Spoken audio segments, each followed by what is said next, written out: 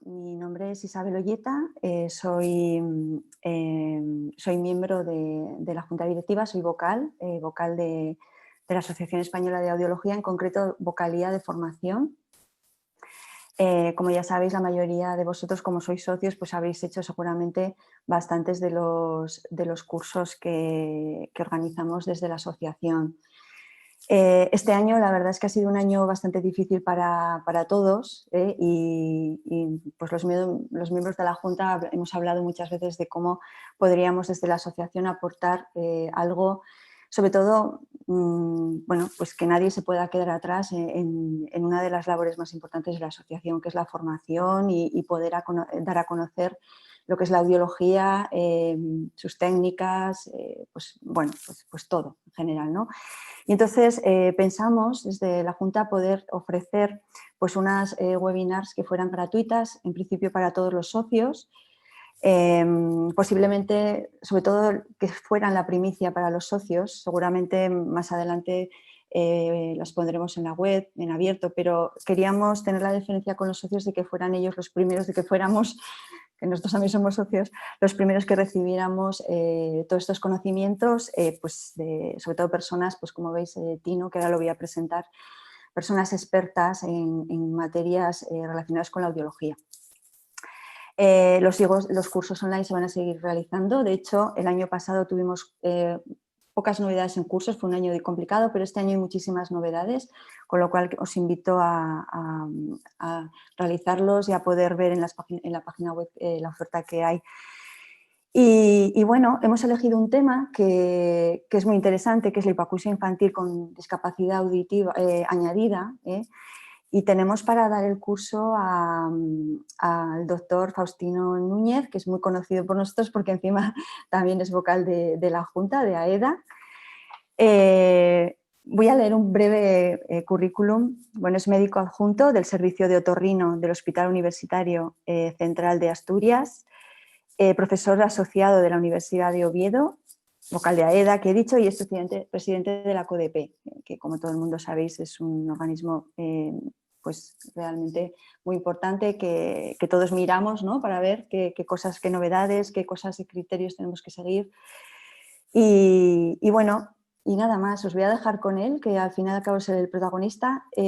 La dinámica de la charla va a ser un poco la siguiente, él va a dar la ponencia y luego podéis escribir al final de la página que estáis viendo, veis que pone preguntas y respuestas, o sea que podéis ahí anotar vuestras preguntas y bueno, yo también intentaré, Tino, desde aquí anotar alguna para poder ayudarte y bueno, pues nada, todo tuyo, Tino. Muchas gracias, Isabel. Muchas gracias a todas las personas que están conectadas. Buenas tardes.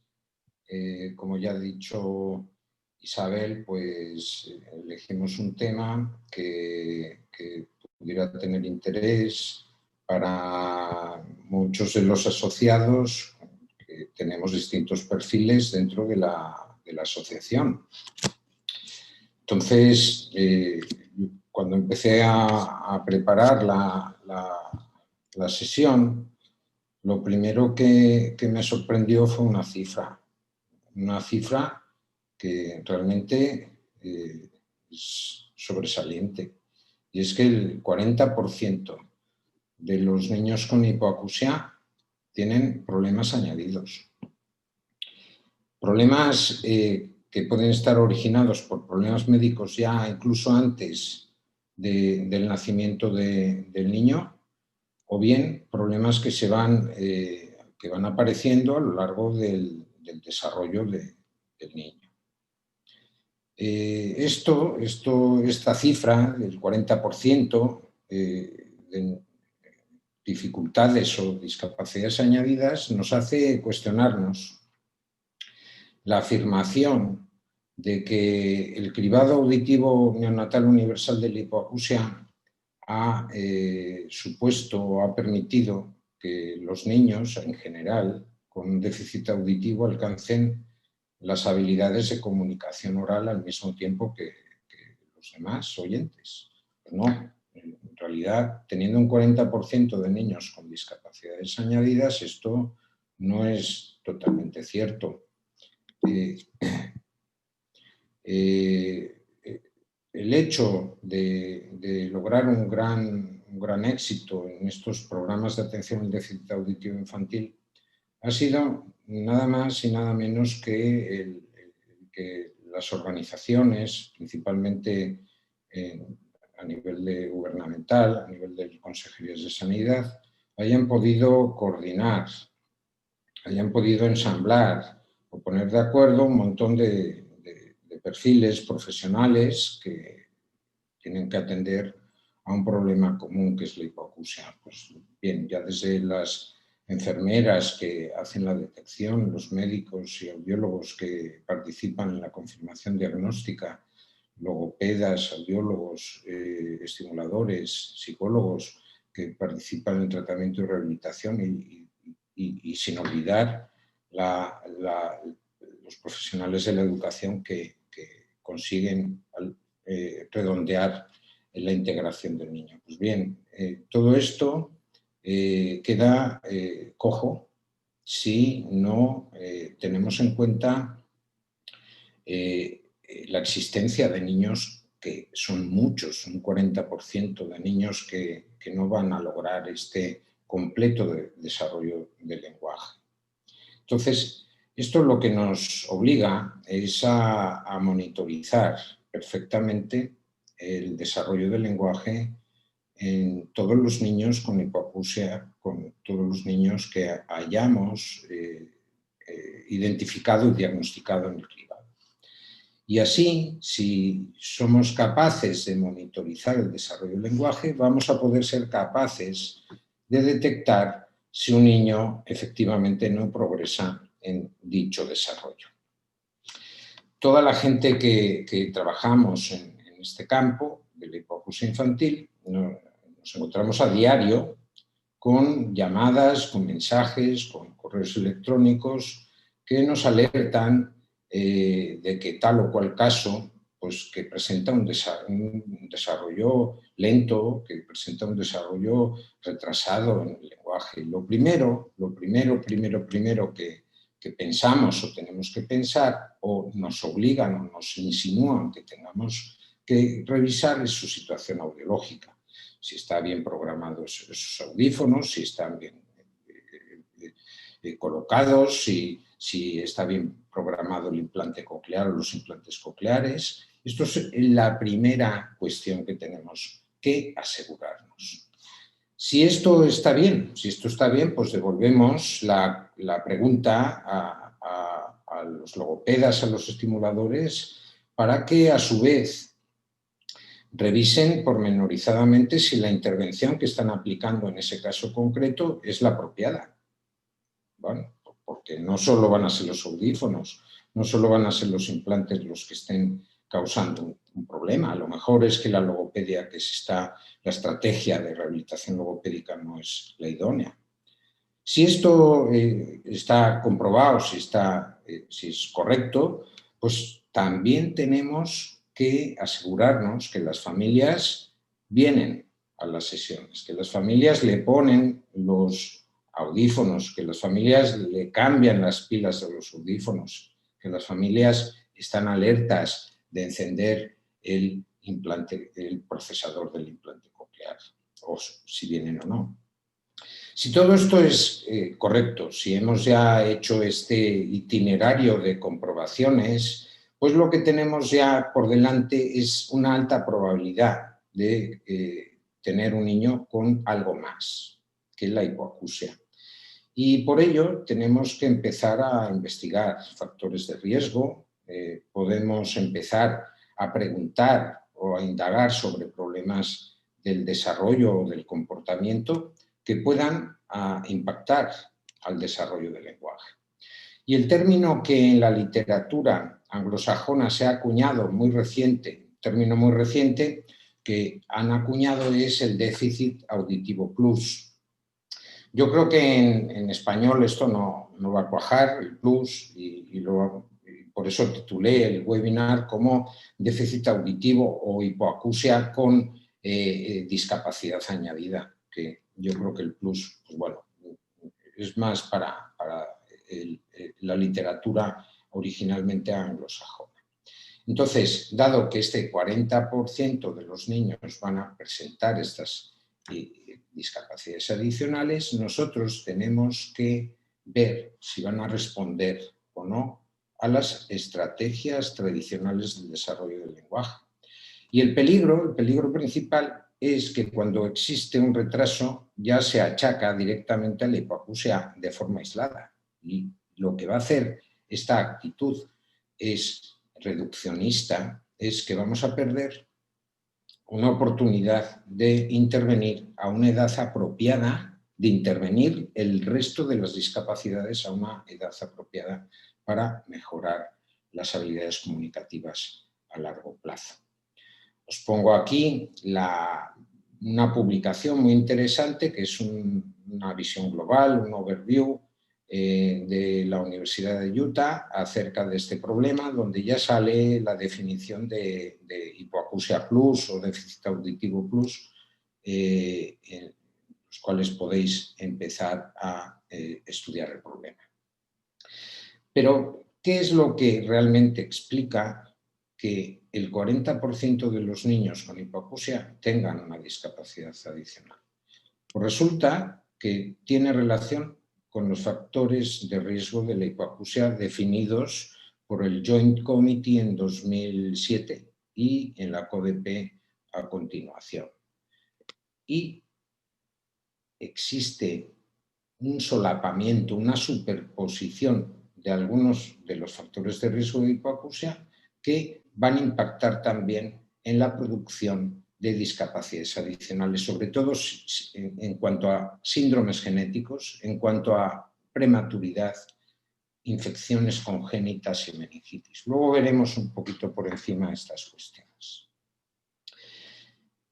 Como factores prenatales que pueden impactar tanto para producir hipoacusia como para producir discapacidades adicionales, tenemos todos estos, de los cuales yo vamos a hablar después un poquito más en profundidad del citomegalovirus y de factores genéticos, principalmente los síndromes genéticos que asocian hipoacusia o incluso historia familiar de problemas de aprendizaje. En cuanto a los factores perinatales, es una fuente amplísima de problemas tanto auditivos como añadidos, especialmente aquellos niños que han sufrido situaciones de anoxia o hipoxia perinatal aguda y grandes prematuros. Esto no es ninguna sorpresa, ya veremos después qué es la respuesta que tenemos que dar a estos trastornos. Y en cuanto a los factores de riesgo postnatal, son todos estos, incluso muchos ambientales o incluso emocionales y físicos, pero sobresale por peligro y porque lo encontramos con cierta frecuencia en los hospitales, la meningitis o la encefalitis.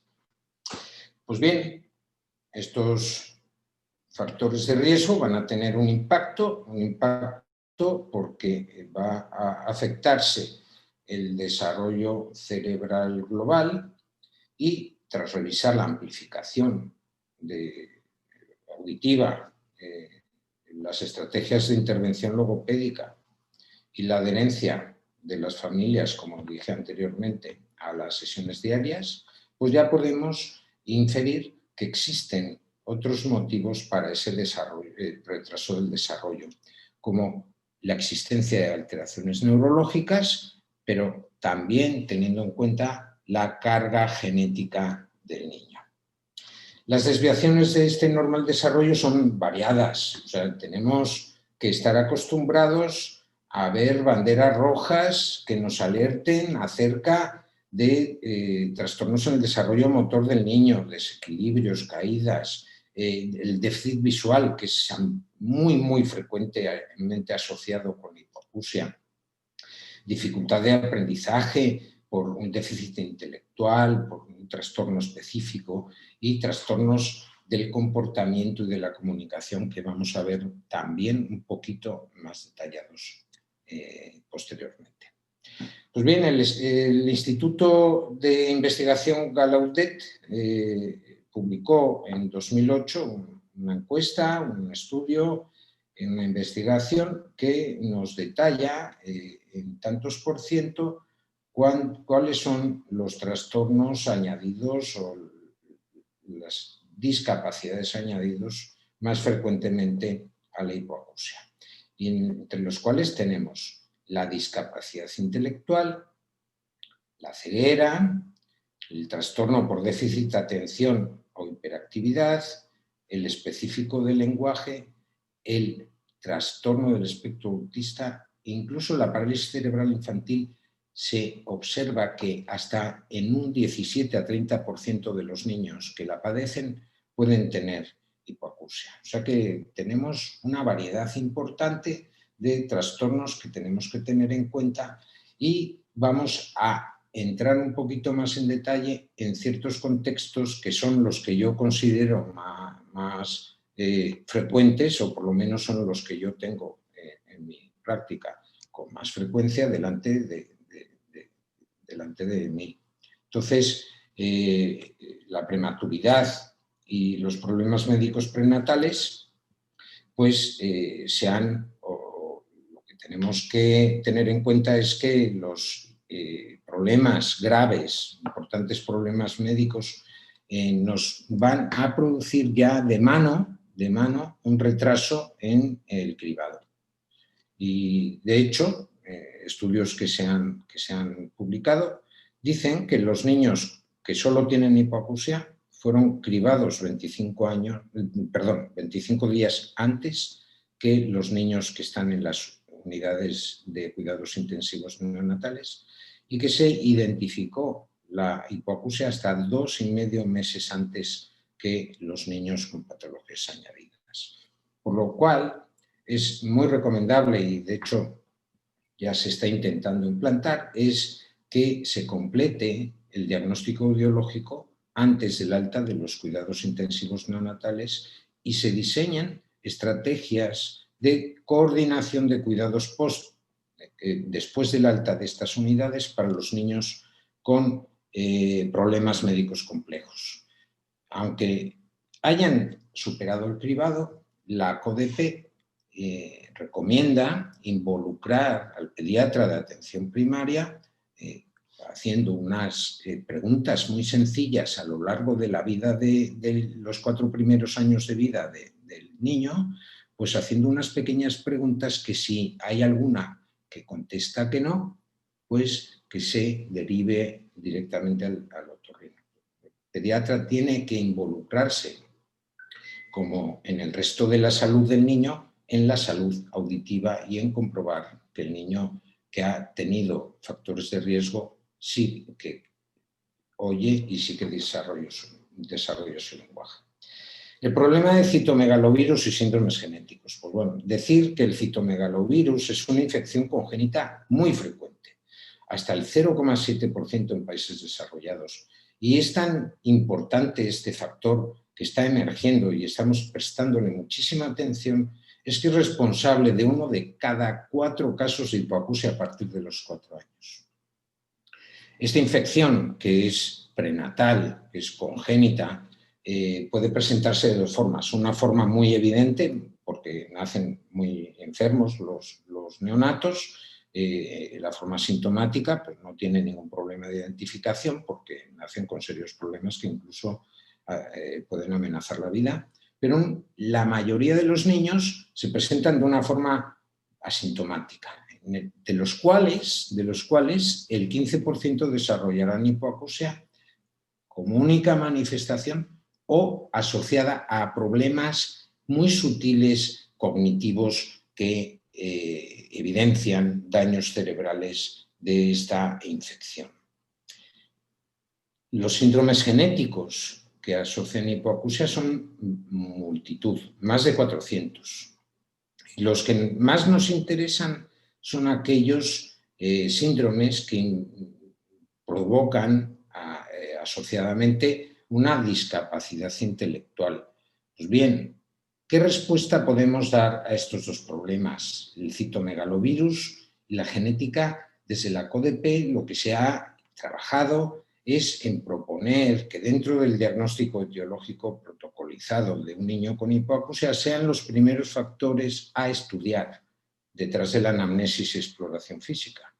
O sea que el estudio genético y del citomegalovirus en un niño con hipoacusia congénita es el primer paso porque es muy frecuente, es muy eficiente estas pruebas y de hecho la CODEPE también ha modificado el protocolo de cribado introduciendo en el segundo nivel de las pruebas de cribado el estudio del citomegalovirus como forma de eliminar o descartar que sea ya una causa infecciosa esa hipoacusia identificada. Esto ayudará al pediatra a tratarlo, pero esto es muy difícil de explicar en una sesión tan de overview y os recomiendo las publicaciones en la CODEPE al efecto para el que quiera profundizar más.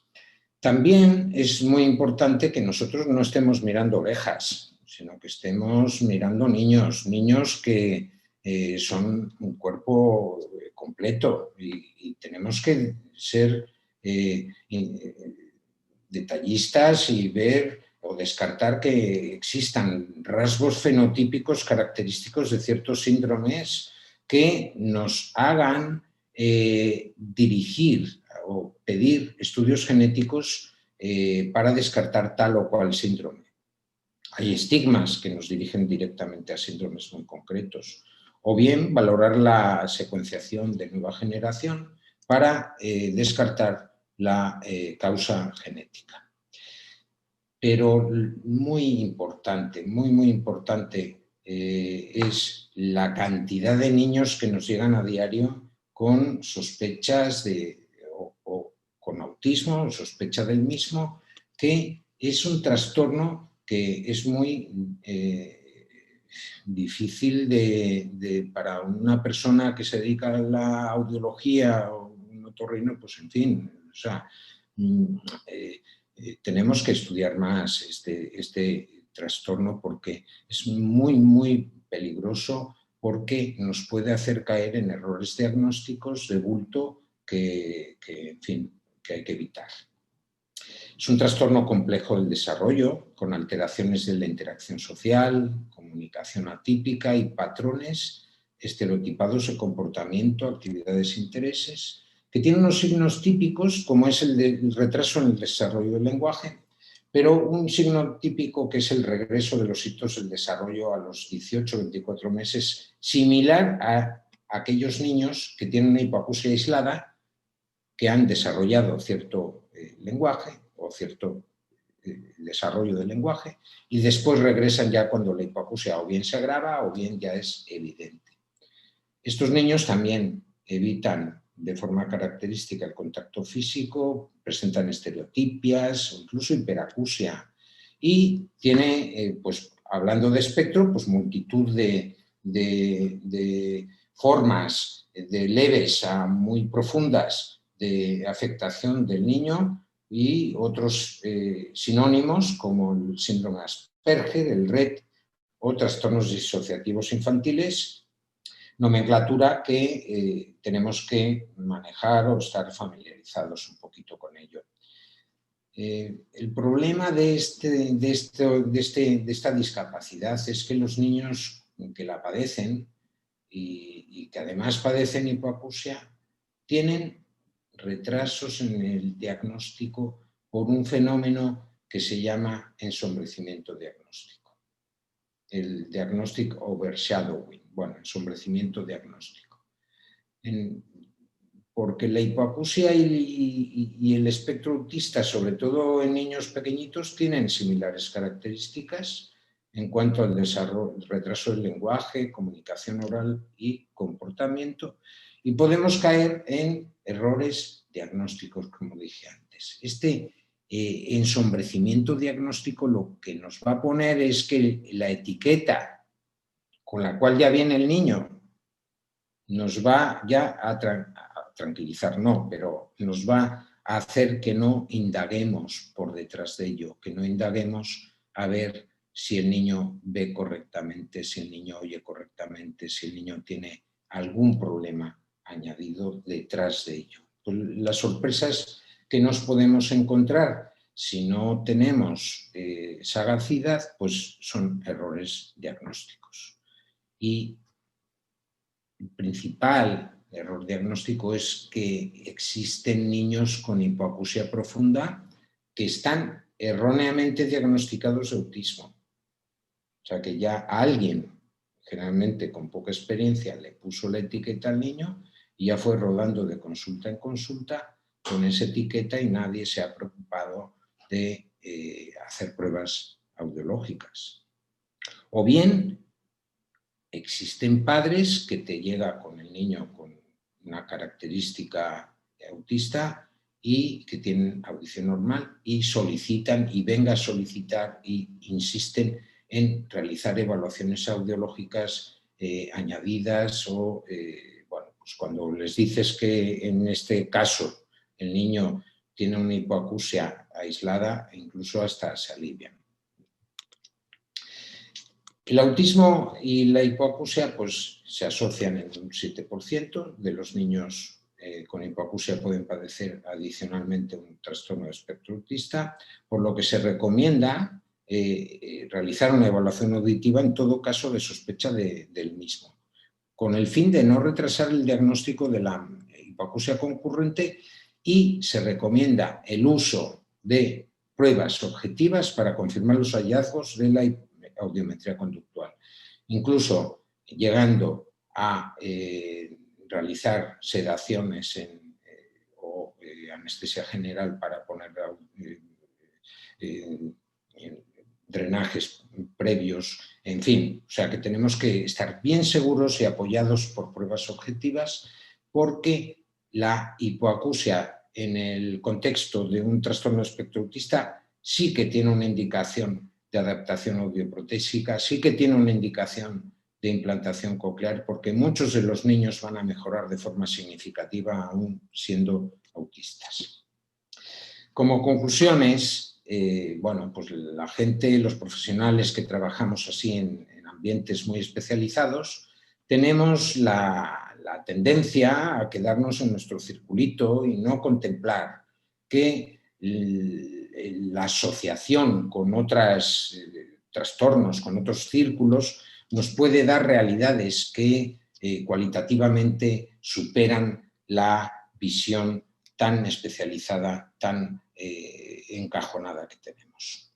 Así que el siguiente paso a dar en el campo de la intervención temprana y la educación de los niños con hipoacusia es minimizar la disparidad en el desarrollo del lenguaje y la comunicación en este importante grupo de niños que es el 40%. O sea que nuestra tarea ahora es añadir a esta coordinación de atención multidisciplinar pues otros espacios que ya contemplen o que ya sean donde tengamos que trabajar con estos niños, que hay que identificarlos, que hay que monitorizar su desarrollo y, sobre todo, ser humildes y incorporar a nuestro equipo multidisciplinar profesionales que, aunque no tengan experiencia en trastornos auditivos, sí nos pueden ayudar, sí nos pueden orientar en otras áreas de discapacidad específica, como puede ser la neuropediatría, como puede ser multitud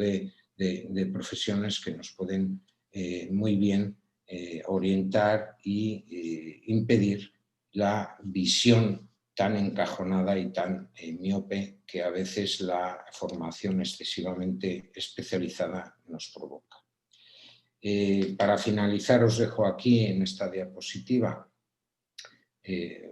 recomendaciones para lectura bibliográfica sobre el tema y abrimos, si tenéis alguna pregunta, un turno para intentar contestarlas. Muchas gracias.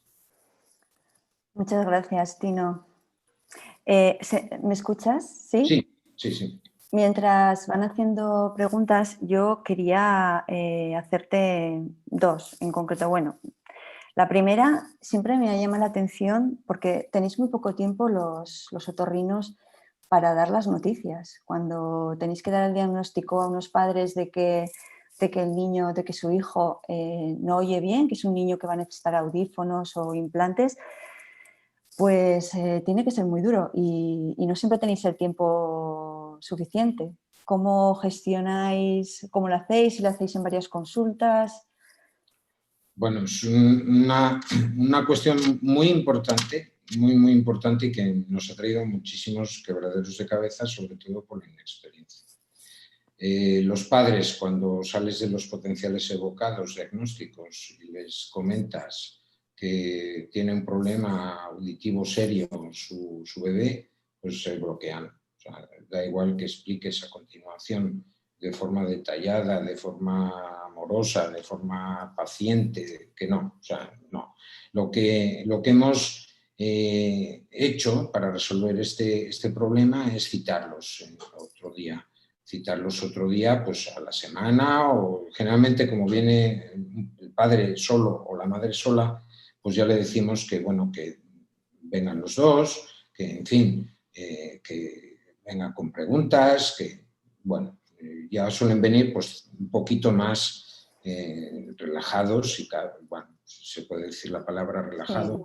pero sin más, bueno, pues permeables a las explicaciones. Y luego otra más era todo el año pasado, que ha sido un año tan difícil. ¿Cómo se han podido hacer las detecciones de hipoacusia con relativa normalidad? Porque al final se ha retrasado mucho, o realmente no ha habido un retraso a la hora de... Bueno, te hablo de nuestra experiencia. Nosotros no se detuvo el cribado auditivo en el hospital, se siguió haciendo, excepto algún caso de madres positivas que no se les hizo en el momento hospitalario y se demoró un poquito más adelante. Quizá hubo alguna cierta demora, pero siempre cumpliendo con los plazos. Muy bien. O sea, niños con fallo en automisiones y con riesgo alto de tener hipoacusia, se hizo los potenciales con las precauciones debidas, etcétera, pero no O hubo sea, que en retraso. general se ha podido hacer, ¿no? En todos Sí, los hospitales bien y... yo por lo menos en el mío Sí, se procura vale. hacer, sí. Sí. No sé si hay alguna pregunta más. Es que, Francis, tengo duda. Ah, bueno, sí hay una pregunta aquí. Dándole al botoncito este, me imagino, a ver si saldrá. Hay Te aquí la- una pregunta. Mira, te la puedo leer si quieres. Sí, ¿Existen datos de prevalencia de hiperacusia en TEA? Además lo hace Carlos, que es conocido Carlos Calvo. bueno, Saludos desde aquí. el concepto es que es muy frecuente. No te puedo decir exactamente una cifra concreta, pero sí que se puede estudiar. De hecho, es una cuestión que los padres me exponen de una forma casi en todos los casos, y bueno, pues tenemos que estudiarlo. La literatura, yo creo que podamos encontrar datos, y sí que sería un estudio muy interesante para meter en las encuestas de pormenorización de los síntomas que estamos pasando a estos casos. Muchas gracias por la pregunta, Carlos. Espera, porque aquí aparece... Ah, mira, aquí creo que las vamos a ver mejor. A ver... bueno, ¿qué opina de...? Te voy leyendo si te parece, Tino. Sí, sí, Mira, perfecto. ¿qué opina de la rehabilitación velotubárica en casos de otitis medias crónicas? Bueno, esto sí que, bueno, puedo opinar un poquito más. Hicimos en la CODP una revisión de la otitis media serosa, y las recomendaciones terapéuticas es la misma, y no está demostrado que funcione la rehabilitación velotubárica más allá del baloncito, de Sí. maniobras de valsalva, etcétera. Lo que sí hemos destacado en estas publicaciones, que os invito a leer, de la CODP, es que en el caso de que existan discapacidades añadidas y a una otitis serosa, se sea muy agresivo, poniendo drenajes de una forma muy precoz y evitar tratamientos que ninguno supera a la colocación de drenajes transtimpánicos. Otra pregunta era, en caso de déficit auditivo con implante coclear, ¿no se da evolución del lenguaje y hay sintomatología de TEA? ¿Hay literatura para el diagnóstico? Sí, sí, hay referencias bibliográficas de estos casos. Incluso por ejemplo, el síndrome Charge también, hay publicaciones que detallan el pronóstico de la evolución con el implante coclear, pero si tienes dificultad en encontrar algún tipo de publicación de este tipo, me puedes contactar sin ningún problema, pongo aquí mi correo. Sí. Y lo podemos solucionar. Perfecto. Sí, esta pregunta era una pregunta que hacía Maribel. Lo estás viendo tú también, ¿no? Yo creo. Sí, Sí, sí. genial. No sé si hay alguna pregunta más. Ah, mira, sí, espera, en preguntas creo que hay otra más. Vamos a leerla. Consejo o métodos para audiometrías o pruebas para síndrome de Down con muy poca adquisición del lenguaje.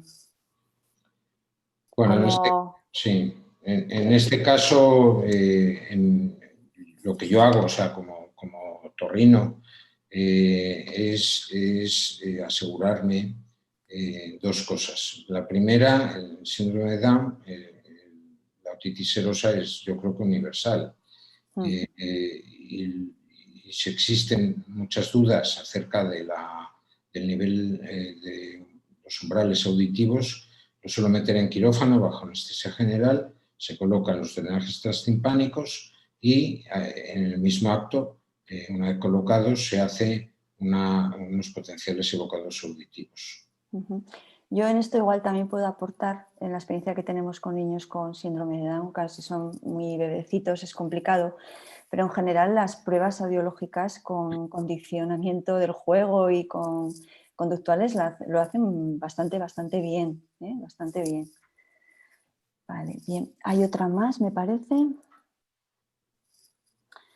En hipoacusia con patología asociada, ¿quién consideras que debería ser el profesional que coordine el seguimiento de estos niños? Porque, como bien dices, desde los otorrinos puede ser insuficiente al no estar formados en estas patologías neurológicas.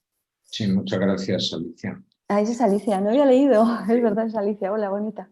Sí, bueno, nosotros hemos aprendido a coordinarnos con el neuropediatra o con el servicio de neuropediatría de nuestro hospital, porque, bueno, pues realmente al otorrino, yo en esta sesión yo le pediría simplemente tener la inquietud de ver más allá del oído, de ver más allá de la hipoacusia, intentar explicar cuando no existe el desarrollo esperado de una hipoacusia moderada o una hipoacusia incluso leves que puedan tener detrás este problema del espectro autista. Nosotros, desde luego, nos apoyamos en la neuropediatría. Muy bien. Otra más. Como audióloga me he encontrado en ocasiones con niños con problemas auditivos en los que sospechamos que hay asociación de TEA, pero no han sido diagnosticados ni, no sé si puedo ver, es que no puedo ver el final de Sí, la... lo termino yo. Ni Ah, los vale. padres sospechan de qué manera podemos transmitir estas sospechas sin invadir campos que no son de nuestra competencia. Bueno, yo creo que aquí hay que ser sincero con los padres, no se va a invadir ninguna competencia, el audiólogo tiene la competencia de ver más allá de la hipoacusia y yo creo que tiene el deber de hacerlo. Cuando vea que algo no casa, que algo no suma 2 más 2, 4, tiene que hacer partícipe a esos padres y decirle que lo lleven al pediatra. El pediatra es el que tiene que tirar de la cuerda del estudio neuropediátrico de los trastornos del desarrollo, del comportamiento, etc. Muy bien. Bueno, pues yo creo que para ser nuestra primera webinar, Tino, Bueno, en AEDA, pues yo creo que ha ido muy bien. Debo decir que ya tenemos 2 programadas también para los socios para el mes de febrero y marzo, y espero que sean también de vuestro interés. Y bueno, pues muchísimas gracias por todo. Gracias, Tino. Y bueno, nos despedimos aquí. Que tengáis todos muy buen día y bueno, también saludos a Latinoamérica, que no hemos dicho nada, que tenemos muchos socios de por supuesto. Latinoamérica y ahora serán buenos días allí. Buenos Bueno, días. eso es. Hasta luego. Adiós. Gracias a todos. Gracias a todos. Adiós, adiós.